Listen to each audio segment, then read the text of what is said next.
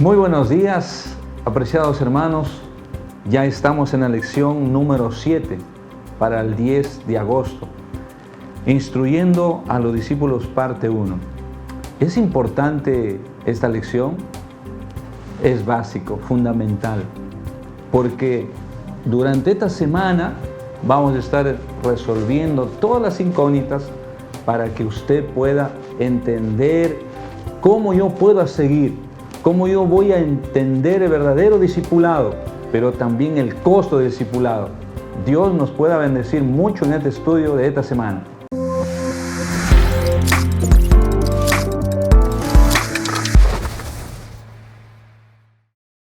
Un feliz sábado, apreciados hermanos. En esta mañana estamos con dos pastores ilustres en este lugar, el pastor Juan Saldaña. Un feliz sábado, pastor. Feliz sábado, Pastor Javier. Un gusto acompañar este momento especial de sábado en el desarrollo de la escuela sabática. Excelente. Pastor Daniel Guamán también por el otro lado. Dios bendiga, pastor, este día. Sí, Pastor Javier, muy contentos también de estar en esta mañana y agradecidos a Dios por la oportunidad que tenemos de compartir con la iglesia este repaso importante de la lección de nuestra escuela sabática. Bien, la lección, pastor, inicia con el título Instruyendo a los discípulos, parte 1. Y creo que eso a nosotros, cuando escuchamos instruir, ¿no?, nos lleva a algo especial. Y yo recuerdo algo, pastor Daniel y pastor Juan, cuando inicié algunos años a aprender a manejar, ¿no?, el auto. Tenía alguien ahí de mi lado, el instructor, ¿no? Comenzaba a decir, Señor, no directo a la práctica, sino primero a saber las reglas, el manual. Pero cuando una persona ya nos va instruyendo, fácilmente ya uno va a la práctica, pastor Daniel. Luego de la teoría, ¿no? Claro, Todo ese después de la concepto de teoría. teoría. Yo puedo imaginarme, Pastor, que usted aprobó en la primera, ¿no? Uy, pastor, si supiese, ¿no? Pero, pastor, creo que ha sido una bendición cuando uno recibe una instrucción cabal y buena. Va con la confianza de que va a dar un buen examen. Excelente. Es así, pastor. Así es. Qué importante que es la instrucción, ¿no?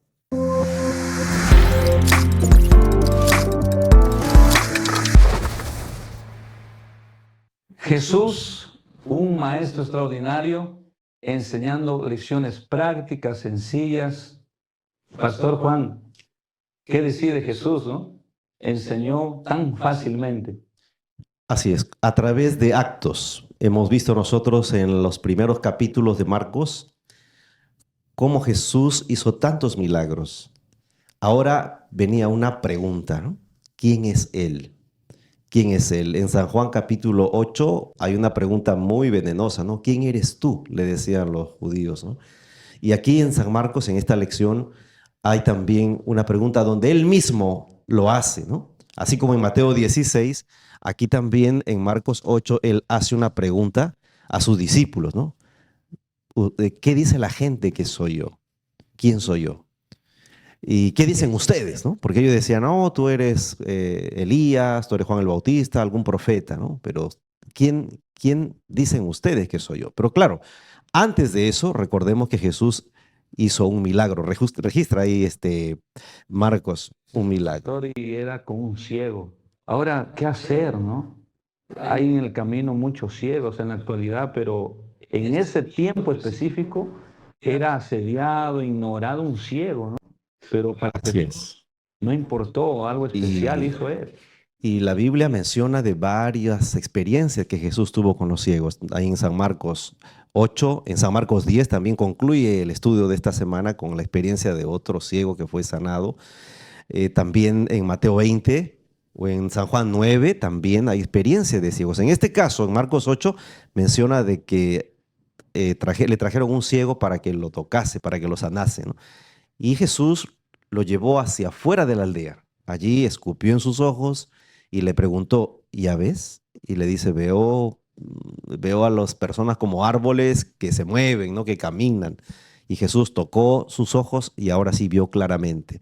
Y le dijo, mira, ya no entres a la aldea, anda y no lo cuentes a nadie. Lo mismo ocurrió cuando le preguntó a sus discípulos, ¿quién soy yo? Y Pedro dijo, tú eres El Cristo. el Cristo. Y luego Jesús le dijo, miren, también no lo digan, no lo cuenten, todavía no ha llegado mi hora, ¿no? Todavía no ha llegado mi hora. La verdad que Jesús, un maestro, un instructor extraordinario para poder guiar a sus discípulos hacia el conocimiento pleno. La sanación de los ciegos nos muestra, Pastor Daniel, que el conocimiento es completo, total, o es progresivo. No, es progresivo, ¿no? Entonces Jesús hizo allí, Pastor Javier, Pastor Juan, un proceso, ¿no? Un milagro por partes. Él podría haber hecho una sanación de inmediato, ¿no? Pero así como tomó pautas y siguió ese proceso para sanar, en muchas otras oportunidades u ocasiones de la palabra de Dios podemos encontrar también que Él revela su verdad de una manera progresiva para su pueblo. Así es, el conocimiento, el entendimiento, el aprendizaje es un proceso, ¿no? Lo mismo ocurre en nuestras iglesias también. ¿Verdad, Pastor? Jesús se encontró de muchas maneras. Ahora, ¿cómo quedarse pues con esa respuesta, no? No te le cuentes a nadie, ¿no? Y si me hubiera dicho a mí, yo contaba a todo el mundo igual. Claro, ¿no? A veces pareciera algo raro, ¿no? ¿Por qué? Porque Pastor Bullón, en uno de los sermones, él ilustraba de que la ceguera tal vez es una de las enfermedades más, o los males más miserables, usted es el término. ¿Por qué? Porque es el momento donde uno no puede ni siquiera ver, ¿no? Solo sueña, solo se imagina y nada más, ¿no? Y no puede ser ni siquiera ver lo que sucede en ese momento. ¿Cuántos ciegos, Pastor, usted lo mencionó? Si yo fuera ciego y un ciego que acabo de volver a ver, lo primero que haría sería gritar a todo el mundo que ahora puedo ver, ¿no? Claro, sí, contaba en algún momento de este ciego que estaba en la calle esperando que le den alguna limosna, ¿no? Y nadie le daba, lo ignoraban. Y un transeúnte por allí se ingenió, agarró un cartón, escribió una frase: llegó la primavera y no puedo verla, y la colgó sobre el pecho del ciego. Eso sensibilizó a mucha gente y comenzaron a darle. Jesús tenía una sensibilidad enorme para las personas que sufren, no solamente la ceguera física, sino también Él tiene ese deseo de que todos pudiéramos ver más allá de lo que ven nuestros ojos realmente, ¿no? Sí. Ver el cielo, ver las cosas futuras que Dios tiene preparadas para nosotros. Qué lindo, Pastor. Pastor Juan, pero también en Marcos 8, 31 a 38, dice que había el costo del discipulado. Pastor, y ahora pues estoy feliz, ¿no? Camino viendo, estoy orgulloso de servir al Señor, pero tiene un costo el discipulado, Pastor. Así es, aquí el apóstol o San Marcos lo menciona, ¿no? Dice que Jesús les habló a sus discípulos, miren, no cuenten que yo soy el Mesías, porque tengo que pasar también por un proceso, ¿no? Ese proceso de sufrimiento, de persecución, o ese proceso de rechazo, y bueno, incluso voy a pasar hasta por la muerte, pero voy a resucitar. Eso caló profundo en los discípulos, ¿no? Tal es así que Pedro dice que le dijo, pero ¿cómo va a ser posible? Eso no puede pasar, no puede suceder. Tú eres nuestro Mesías, ¿no? ¿Cómo vas a sufrir y vas a morir? No. Y Jesús le dijo, pues, ¿no? ¿Qué le dijo? Apártate. Usó una palabra muy fuerte, ¿no? Sí. ¿Qué le dijo? Aparte, y acá quiero leer, Pastor, ¿no? Dice la palabra de Dios en el versículo 33, quítate de delante de mí, Satanás. Wow. Porque dice, no pones la mira en las cosas de Dios, sino en las de los hombres. Claro. Porque, Pastor Daniel, a veces mirar a un hermano que está pasando momentos difíciles, a pesar de, y viene ahora de, no, yo no estoy de acuerdo con esto, no estoy dispuesto a seguir a Jesús, y decir, apártate de mí. Momentos antes, Pedro dice, tú eres el Cristo, tú eres el Mesías, ¿no? Apenas pasó un poquito y ya la mirada de Pedro estaba en otro lado, ¿no? En asunto terrenal. Ahora, eso interfería, Pastor, con el plan que Jesús tenía, el plan divino, ¿no? Por eso la pregunta de Jesús, apártate de mí, porque interfería netamente con la misión de salvar y lo que él venía después para Jesús. Claro, en la realidad, y los comentarios mencionan pues que Jesús fue capaz de soportar el rechazo, la negación, la traición, ¿no? Pero lo que no podía tolerar es que se interpongan en la misión por la cual él había venido a esta tierra, ¿no? Por eso le dijo, ¿no? Mira, ¿cómo tú me estás diciendo que no debo sufrir, que no debo morir? Entonces mi plan no se va a cumplir, ¿no? Entonces nadie podía cruzarse delante del plan de Jesús, ¿no? Claro. Era Bien, Pastor Juan, Pastor Daniel, también en la lección hay una pregunta a este momento. ¿Qué vieron Pedro y Santiago y Juan una noche con Jesús? Es interesante el relato de la transfiguración. A mí me llamó mucho la atención el versículo 1, en el capítulo 9. El versículo 1 dice: de cierto os digo que algunos de los que están aquí no gustarán la muerte hasta que hayan visto que el reino de Dios ha venido con poder. ¿Cómo entender esto, no? ¿A qué reino se refería? Obviamente el reino de los cielos, ¿no? Pero si vemos la historia, Pedro murió. La tradición dice que él murió con la cabeza crucificado, con la cabeza hacia abajo. Santiago, que era hermano de Juan, fue el primero de morir de los discípulos. Luego Juan fue el último a morir. Entonces, pero Jesús decía acá que ellos iban a ver, no iban a morir, sino antes iban a ver, ¿no? Claro. Ahí tiene una relación con el versículo anterior, ¿no? Exacto. El versículo 38, donde menciona: porque el que quiera salvar su vida la perderá. Perdón, 38. Porque el que se avergonzare de mí y de mis palabras en esta generación adúltera y pecadora, el Hijo del Hombre se avergonzará también de él cuando venga en la gloria de su Padre con sus santos ángeles. A ese momento, a esa circunstancia apuntaba esto, ¿no? Que algunos no verán la muerte. Bueno, es realmente un privilegio, ¿no? Que Cristo venga y no veamos la muerte. Claro. Ahora, la lección nos habla ahí de esa manifestación. O sea, ellos vieron, digamos, el reino de Dios en el monte de la transfiguración, ¿no? Cuando se registra la historia, ¿no? Esa noche, Jesús llamó a Pedro, Santiago y Juan para que vayan y lo acompañen, ¿no? Y vieron ahí algo interesante, ¿no? Vieron, pastor, de que se aparecieron al lado de Jesús tanto Elías como Moisés, ¿no? Y la palabra de Dios entonces dice allí en el versículo 7, ¿no? Entonces vino una nube que les hizo sombra, desde la nube una voz que decía: este es mi hijo amado, y a él oíd. Era una manifestación interesante, ¿no? Que, dicho sea de paso, eso también corroboraba o mostraba a Jesús como el cumplimiento. Él traía el reino de los cielos a esta tierra y estaba ratificándose a través de la palabra de Dios. Pastor Daniel, Pastor Juan, pero hay algo que a mí también, mirando, Jesús está orando y ahora lo ve Pedro, los discípulos, Elías, Moisés. Qué privilegio enorme, ¿no? Yo me imagino el otro: no estás viendo bien, ¿no? Mejor descansa, ¿no? Pero algo especial, pastor. Quedaron choqueados, ¿no? Claro. Quedaron mudos. La verdad que tenían miedo, ¿no? Ese momento fue muy impresionante para ellos. Las vestiduras eran tan blancas, dice que ningún lavador en esta tierra ha lavado de tal manera. O sea, la imagen fue realmente extraordinaria. Yo puedo imaginarme cómo será la segunda venida de Jesús, cuando el sol de justicia, ¿no? Ese sol, el sol que hoy vemos es nada en comparación con el sol de justicia, ¿no? 1000 veces más. ¿Te imaginas cómo poder resistir esa luz? Cuando estudiaba la fe de Jesús en mi adolescencia, antes de ser bautizado, estudiamos la lección sobre la segunda venida. Y esa noche me impactó tanto la lección que lo soñé. Soñé la segunda venida, me quedé impresionado. Realmente, hasta hoy tengo las imágenes frescas, cómo lo pude ver apareciendo sobre la silueta de una pequeña colina, ¿no? Una luz. A mí me pareció que era verdad, ¿no? Yo me desperté con el corazón, porque para mí era verdad que estaba viniendo Jesús. Realmente eso me impactó muchísimo y me ayudó también en mi decisión, ¿no?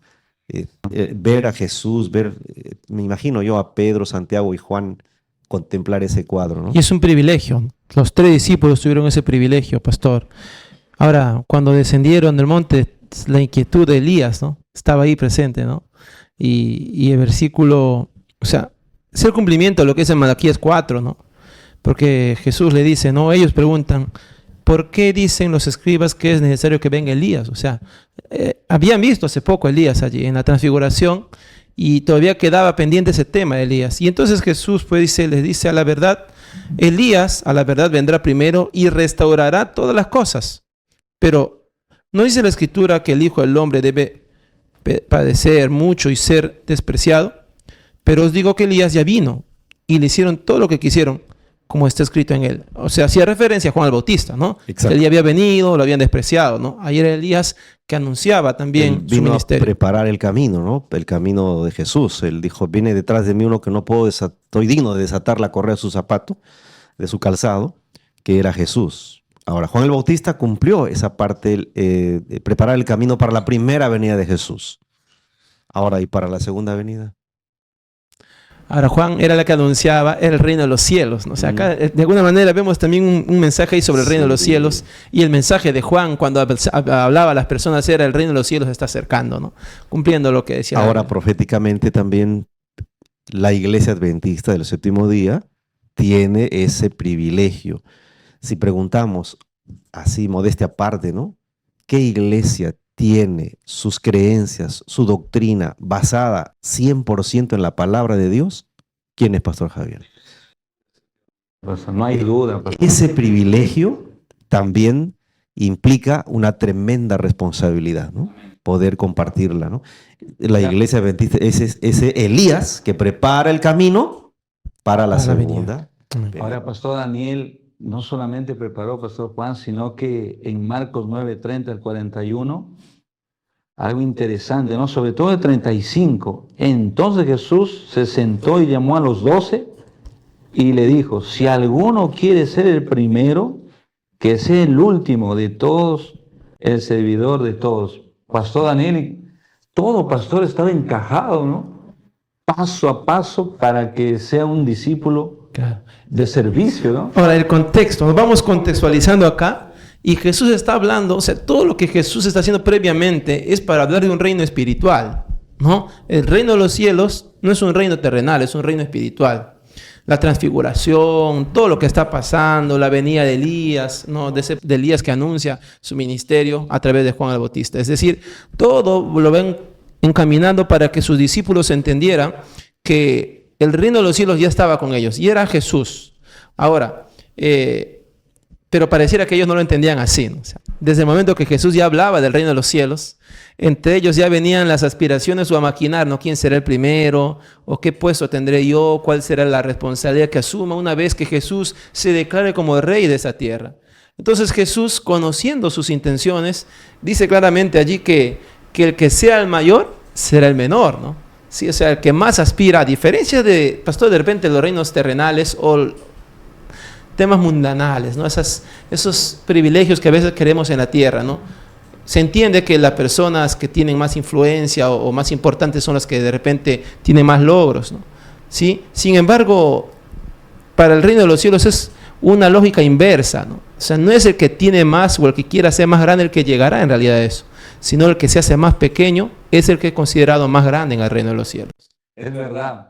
Pastor Juan, interesante, ¿no? En los años de su experiencia, imagine, yo estaba pensando mientras estaba el Pastor Daniel, ¿qué podemos hacer? Porque me imagino tantos años de administrador, alguien que quiera estar, pues, ¿no? Digamos, pastor, mire, usted es mi amigo, ¿no? Y quisiéramos, digamos, que me considere, ¿no? ¿Qué hacer ahí, no? Porque, digamos, Jesús estaba ahí, ¿no? Escuchándole un lado a Juan, el otro lado a otro discípulo. ¿Qué voy a hacer, no? Pero Jesús sabía, por supuesto, ¿no?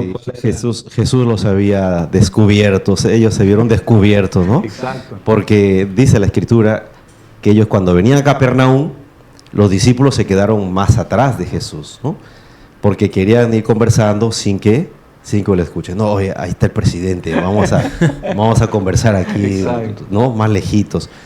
Lo mismo ocurrió con Adán y Eva, cuando para cometer lo que cometieron tuvieron primero que alejarse, separarse. Leí la historia también de la mujer de Lot, ¿no?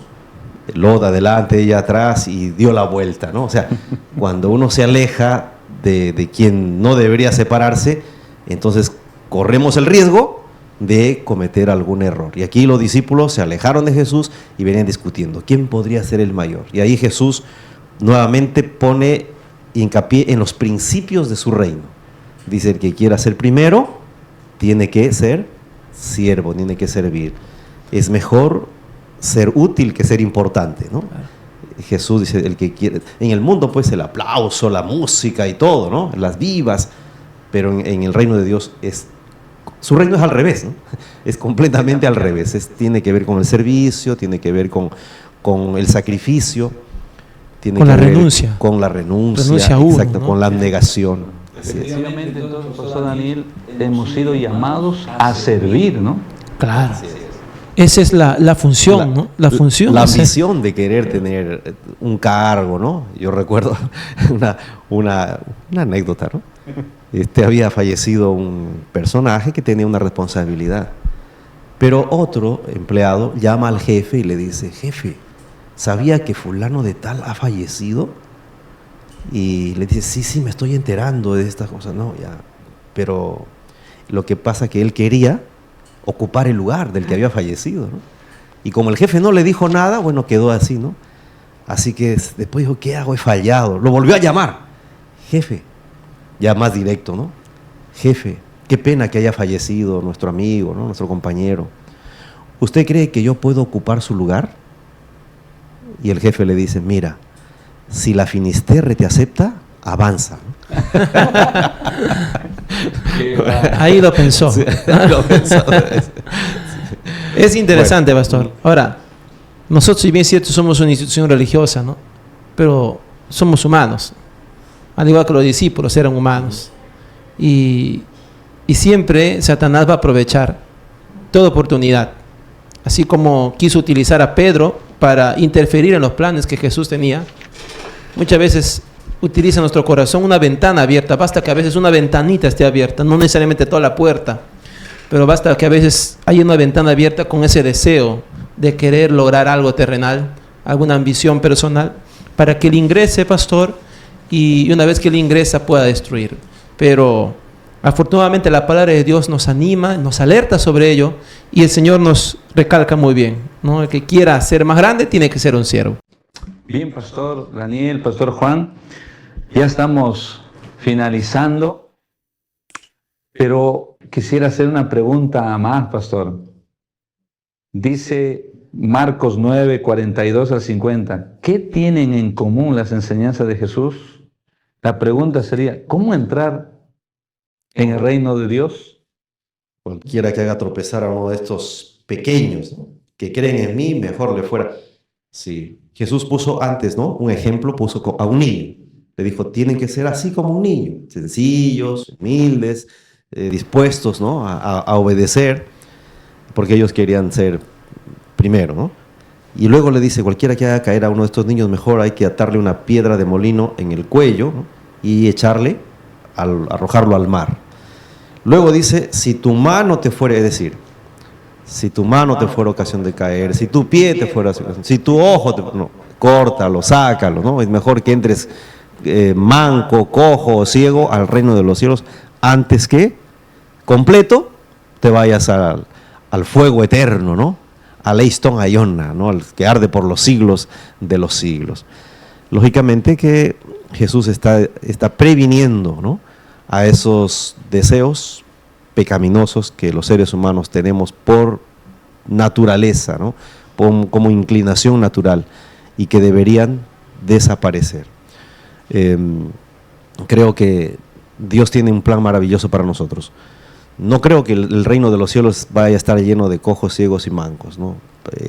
Todo lo contrario, salud perfecta, restablecidos, transformados en un abrir y cerrar de ojos. Lo que Jesús está enfatizando aquí, ¿no? De una manera poquito humorística, es la gravedad del pecado, ¿no?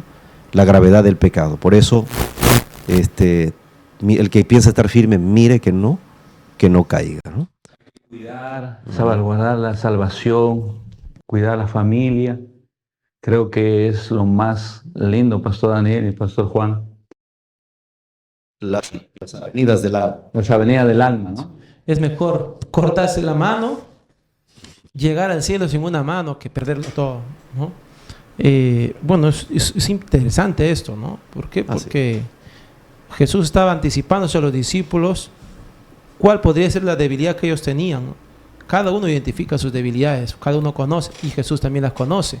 Entonces, qué importante es identificar qué es lo que de repente me puede alejar de Dios, o qué es lo que Satanás puede aprovecharse, y en base a eso poder renunciar a aquello que nos puede distraer.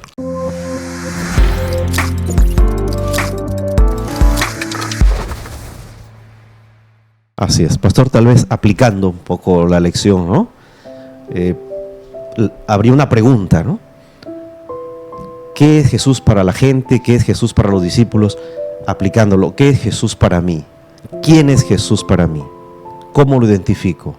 ¿Es mi Salvador? ¿Es mi amigo? ¿Es todo para mí? ¿No? Esa identidad que yo tenga de Jesús me va a ayudar también a ser lo que soy, ¿no? Como Pablo, quien decía, ya no vivo yo, ¿no? Mas Cristo vive en mí, ¿no? Para mí el morir es Cristo, el vivir es Cristo y el morir es ganancia, ¿no? Es decir, en la medida que nosotros identifiquemos quién es Jesús para nosotros, nosotros viviremos acorde a nivel de ese concepto, ¿no? Ahora, Pastor Daniel, ¿qué hacer? ¿Cómo nosotros podemos también, algo en síntesis, aplicar a nuestra vida, ¿no? Sí, Pastor. Bueno, el título de la lección dice las instrucciones. Las instrucciones estaban dando cómo vivir y cómo prepararse para el reino de los cielos. Y en este camino de instrucciones, pastor, es importante ver qué son las cosas o cuáles son aquellas cosas que nos pueden desviar del camino, nuestras aspiraciones terrenales. Y Jesús nos anima a que nosotros procuremos el servicio, procuremos no soñar en un reino terrenal, que soñemos siempre con un reino espiritual, porque el reino de los cielos no era nada terrenal. ¿Y cómo se construye, cómo se edifica ese reino día a día en nuestras vidas? A través de la obra de Dios y el Espíritu Santo en nuestras vidas. Exactamente, ¿no? Lo que dice el pastor Daniel, que va por ahí también con otra pregunta que podría ser para nosotros, ¿no? De aplicación. ¿Estoy dispuesto a pagar el precio del discipulado, ¿no? Porque tiene un costo. Hay que privarse, hay que sacrificarse, ¿no? Es lindo esto, pero tiene su dosis de compromiso, ¿no?